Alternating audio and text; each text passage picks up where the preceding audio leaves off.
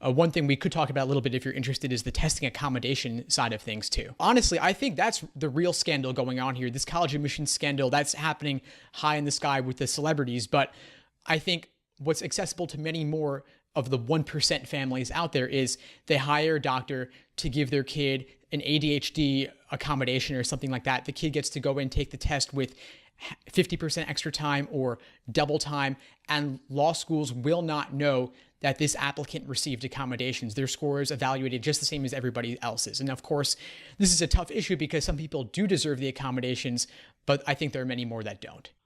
Yeah, we actually got into this in law school. I remember I knew people with accommodations, and I understand that there's reasons for it. And this is kind of a heated debate in one of my classes. In law school, if you have accommodations, you can take the bar instead of taking it over.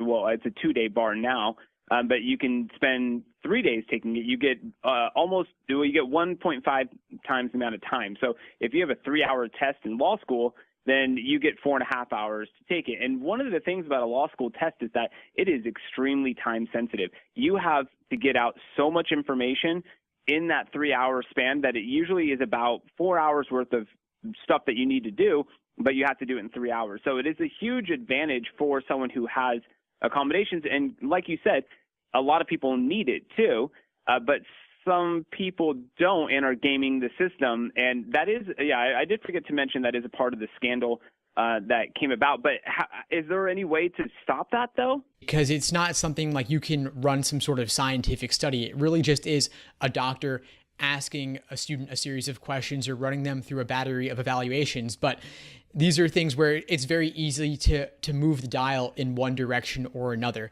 And I do think the timing is really important. It's kind of funny, actually.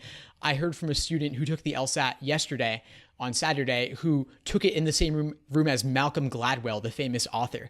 And Malcolm Gladwell has been known to actually critique the LSAT's time constraint a little bit. He thinks that you don't want a lawyer who works quickly. You want a lawyer who takes their time and determines things accurately. But I mean, you're an attorney, Justin. I'm sure you know, like your clients, especially if you're billing them by the hour, they want you to work efficiently. When it comes to the time constraints issue of the test, I had a prep teacher. One of our teachers was prepping us for the bar, and he said that if you actually practice law the way the bar asks you to take the test, it would be malpractice, because it is not.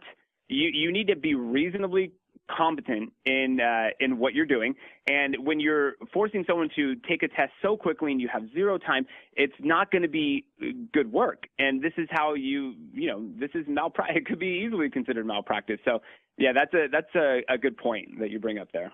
What you do on an exam is different from what you do in the real world, but at the same time, in terms of just what the LSAT is doing, what standardized tests do, whether it's the SAT or the LSAT, there will be future timed work in one's career, whether it's in college or in law school. And so if our goal is to get students to pass the bar for the law school side of things, we want to make sure they have the ability beforehand, before they make that investment. And that's where the LSAT score comes in.